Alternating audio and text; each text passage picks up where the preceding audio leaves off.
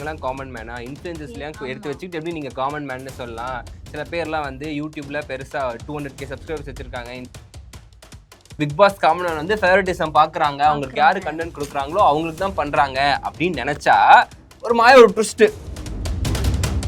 அங்கே போனவங்க வந்து நைட்டியோட வந்திருக்காங்க, ஓகேவா, அவங்க காஸ்டியூம் போட்டு வந்திருக்காங்க.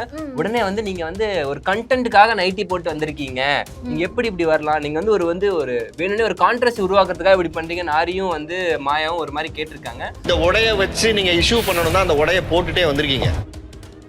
சில பேர் வந்து பிக் பாஸ் காமன் மேன் வந்து ஒரு ஃபேக் அப்படின்னு சில அலிகேஷன் வச்சது நம்ம பார்க்க முடிஞ்சுச்சு. Common man is fake.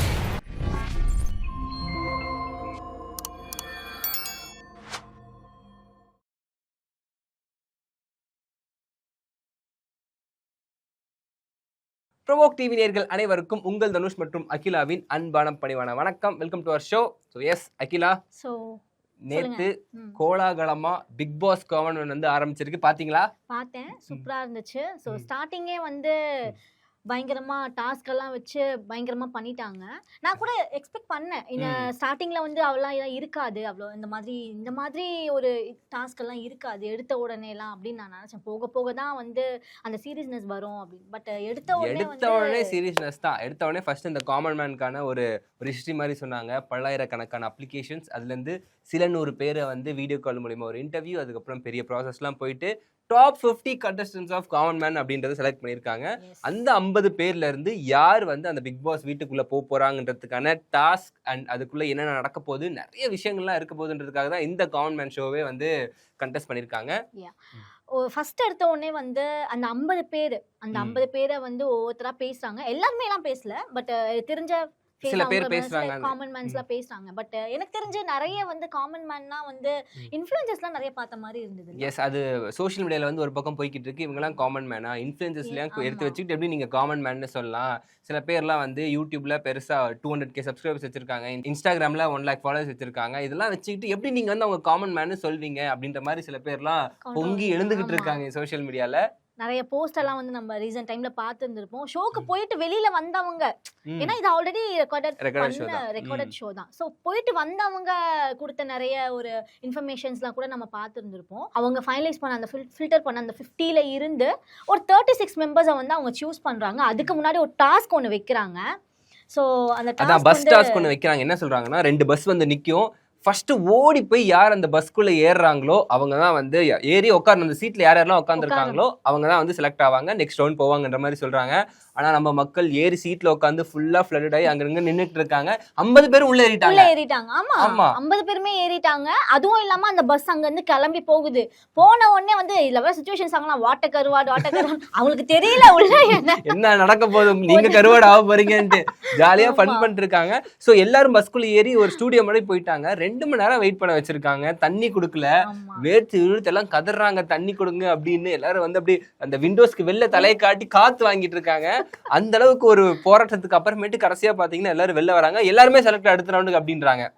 அப்ப அந்த ஓடி வந்து பஸ்ல சீட்டு பிடிச்ச அவனுக்கு எப்படி இருந்திருக்கும்?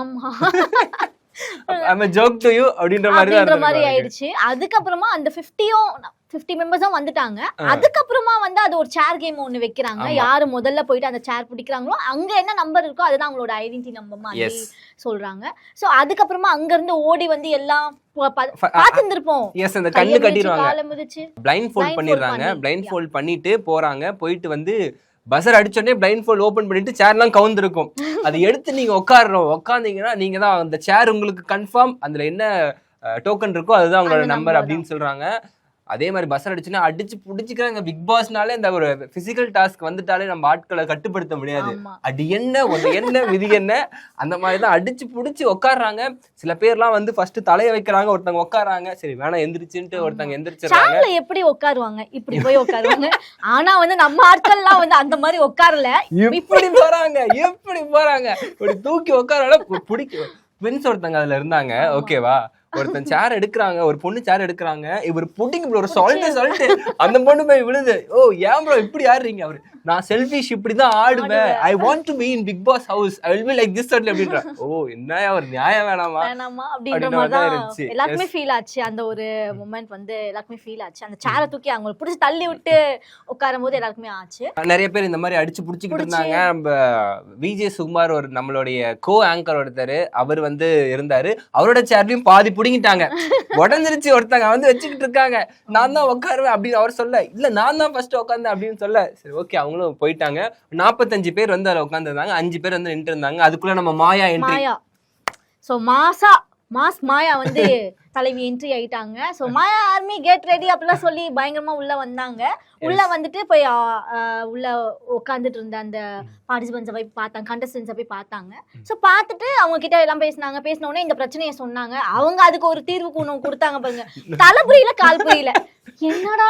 எனக்கு ஃபர்ஸ்ட் பார்த்தோன்னே ட்வின்ஸ் இருந்தாங்க, ஒன்னு புடிங்கி வந்து அந்த பர்சன்ட் தானே கொடுத்துருக்கோம், யாரு சொன்னாங்களோ இல்ல உனக்கு கொடுக்க மாட்டேன் அப்படின்ற ஒரு அக்காட்ட போயிட்டு அப்படின்ற மாதிரிதான் ஒரு அக்காட்ட போயிட்டு இருந்தாங்க, நீங்க வந்து ரொம்ப நீதி நேர்மையா இருக்கீங்க. அவங்கள கேக்குறப்போ நமக்கு என்ன நடக்குமோ அதான் நடக்கும், இது நமக்கு அமையல, ஓ சூப்பர் இவங்க இருக்கணும் கொடுத்துன்னு நான் ஷாக் ஆயிட்டேன். அப்ப அந்த பொண்ணு கதை அப்ப நான் நினைச்சேன், ஓகே வந்து பிக் பாஸ் காமன் வந்து ஃபேவரட்டிசம் பாக்குறாங்க, அவங்களுக்கு யாரு கண்டென்ட் கொடுக்குறாங்களோ அவங்களுக்கு தான் பண்றாங்க அப்படின்னு நினைச்சா ஒரு மாய ஒரு ட்விஸ்ட். இப்போ எனக்கு எப்படி இருந்துச்சுன்னா அந்த ட்விஸ்ட் என்னன்னு சொல்லிடலாம், ஏற்கனவே பார்த்துருப்பீங்க. அந்த ட்விஸ்ட்ல வந்து எல்லாருமே செலக்டட், இந்த அங்க டோக்கன் வச்சுக்கோங்க அப்படின்னு. ஒருத்தன் கை நசுங்குது, கால் நசுங்குது, அவங்க எல்லாமே இதான் யோசிக்கிறாங்க. ஏன்னா ஓடி மூச்சு வாங்க பஸ்ல ஏறணும், அங்கேயே எல்லாம் செலக்ட் பண்ணீங்க, இங்க வந்து இங்கேயே எல்லாத்தையும் செலக்ட் பண்றீங்க, இதுக்கு ஏன்னா ஜோக் டூ அப்படின்ற மாதிரி தான் ஜெயிச்சாவெல்லாம் யோசிச்சிருப்பான். எனக்கு பாவம் போயிடுச்சு, இதுக்கு பருத்தி முட்டை குடோன்ல இருந்திருக்கலாமே அப்படின்ற ஃபீல் தான் இருந்துச்சு. அது முடிஞ்ச உடனே வந்து ஜட்ஜஸோட இன்ட்ரோடக்ஷன் ஆரம்பிச்சிச்சு. சொல்லுங்க அக்கா அது எப்படி இருந்துச்சு? அது வந்து ஒரு பயங்கரமான ஒரு இன்ட்ரோ தான் நிஜமா சொல்ல போனா. ஃபர்ஸ்ட் வந்து நம்ம அவரு யாரு பிக் பாஸ் 5 ராஜுபாய் வந்து பயங்கரமா என்ட்ரி கொடுத்தாரு. அதுக்கப்புறம் ஆரியனா வந்து சூப்பரா ஒரு மாஸ் என்ட்ரி கொடுத்தாங்க. ஓவியாக்கு வந்து ஒரு ஸ்பெஷல் பெர்ஃபார்மன்ஸ், ஆமா டான்ஸ் பெர்ஃபார்மன்ஸோட ஒரு கெத்தா ஒரு கம்பேக் மாதிரி கொடுத்தாங்க. சோ ஜட்ஜஸ் எல்லாம் வந்து உட்காந்துட்டாங்க, அவங்களுக்குள்ள ஒரு 2-3 காமெடி எல்லாம் போட்டுட்டாங்க. நம்மளுக்கு புரியலன்னு வச்சுக்கோங்க, காமெடி மாதிரி இல்ல. என்ன பண்ணுவேன், நான் இன்னொரு ராஜுவை தேட போறேன். அவங்களே பேசிக்கிறாங்க, சிரிக்கிறாங்க. Okay nice. இல்ல அவங்களோட எக்ஸ்பெக்டேஷன் சொல்றாங்க, இந்த பிக் பாஸ் கவுண்ட் பண்ண என்ன எதிர்பார்க்கறீங்கன்னா ராஜு சொல்றாரு இன்னொரு ராஜு எதிர்பார்க்கறேன்னு. நாங்க ஏன் இன்னொரு ராஜு எதிர்பார்க்கணும், நீங்க தான் இருக்கீங்களே பிரதர், சூப்பரா பண்றீங்களே அப்படின்ற மாதிரி தான் இருந்துச்சு. அதுக்கப்புறம் அந்த செட் எப்படிக்கா இருந்துச்சு? செட் வந்து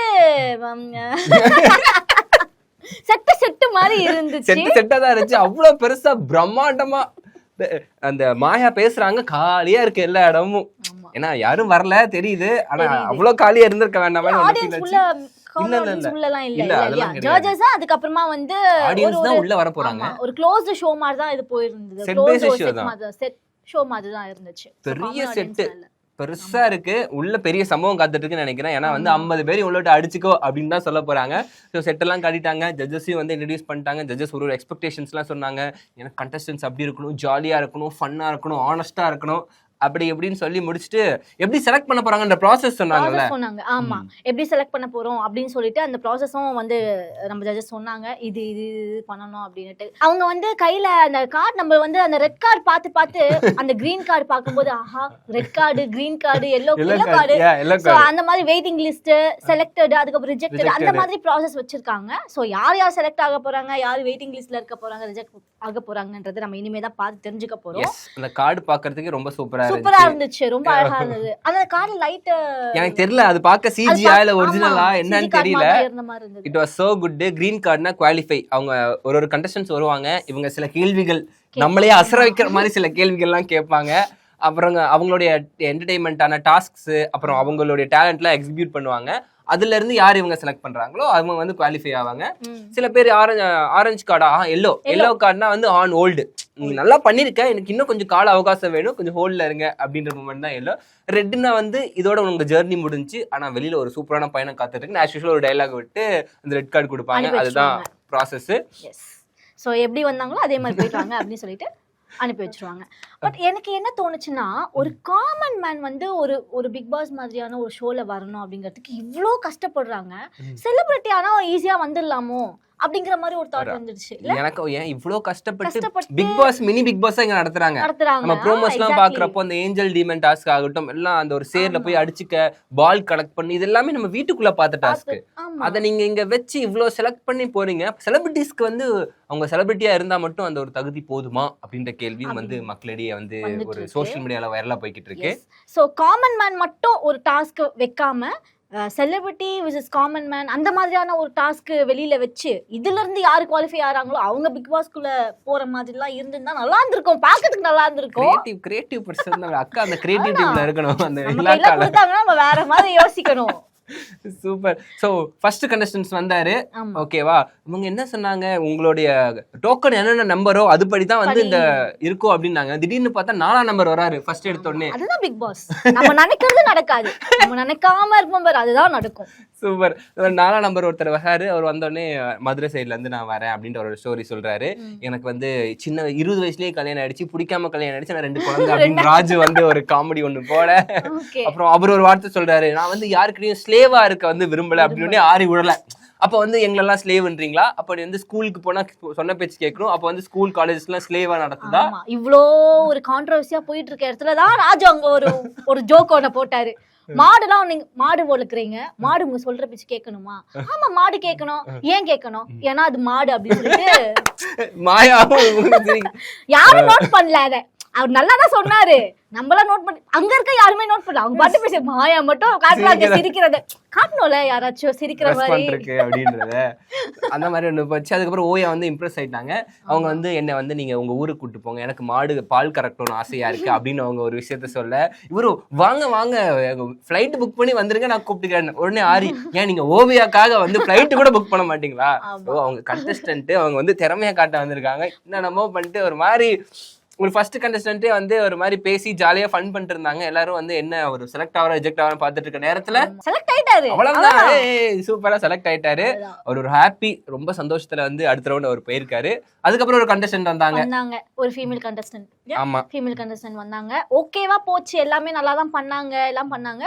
பட் அவங்கள வந்து செலக்ட் பண்ணல. எஸ், அவங்க போட்டிருந்த ட்ரெஸ்ஸும் ரெட், அதனால அவங்க ரிஜெக்டட் அப்படின்ட்டாங்க. சோ சேட் ஆயிடுச்சு. நல்லா பேசினாங்க. என்ன காரணம் சொல்லியிருக்காங்கன்னா, அவங்க வந்து அவங்கள பத்தி சொன்னாங்க, நான் நிறைய நல்லா இங்கிலீஷ் பேசுவேன், எல்லாருமே என்ன இன்ட்ரோவர்ட்னு சொல்லுவாங்க, ஆனா எனக்கு பிடிச்சதை நான் பண்ணும் அப்படின்ற மாதிரிலாம் சொல்லிட்டு இருந்தாங்க. நான் ராஜு ஒன்று கேட்டாரு, நீங்க சொன்ன வந்து பதில்கள் வந்து அவ்வளவு சாட்டிஸ்ஃபைங்கா இல்ல, உங்களுக்கு வந்து இந்த ஆப்பர்ச்சுனிட்டி கிடைக்கலனா கூட நீங்க வந்து வீட்டுக்கு போயிட்டு ஒரு நாள் சோகமா இருப்பீங்க, அப்புறம் ஜாலியா இருவீங்க அப்படிதான், அதுதானே வாழ்க்கை. சோ எல்லா நேரத்தையும் சீரியஸா எனக்கு இது வேணும் வேணும் வேணும் அப்படின்னு சொல்லிட்டு இருக்க முடியுமா? சோ பிக் பாஸ்க்கு போனா இந்த மாதிரி நிறைய தத்துவங்கள் எல்லாம் நீங்க கேட்கலாம். அதுக்கப்புறம் மெயினான விஷயம், இனிமே கிரீன் கலர் ட்ரெஸ் மட்டும் போட்டு போங்க, அப்பதான் செலக்ட் ஆவீங்க. ரெட் கலர் ட்ரெஸ் போனா ரெட் அப்படின்ட்டு ஒரு மொக்கையை போட்டு ரிஜெக்ட் பண்ணுவாங்க.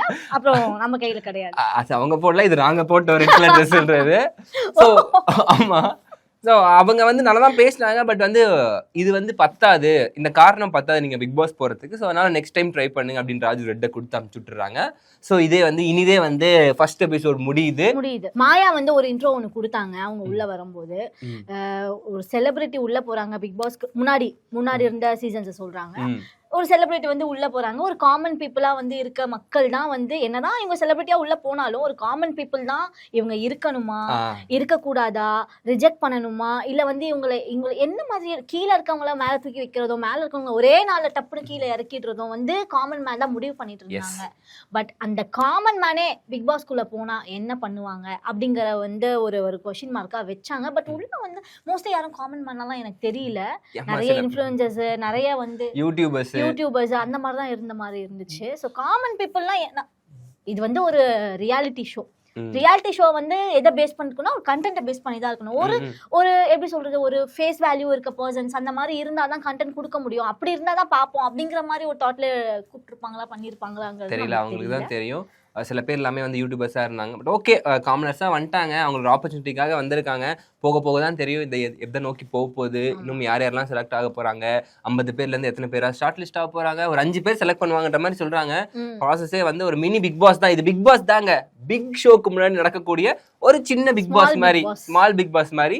இங்கே காமன் மேன்ஸ் எல்லாமே வந்து அங்கே விளையாட டாஸ்க்லாம் ஆட போகிறாங்க. வர ஷோவில் நீங்கள் பார்ப்பீங்க.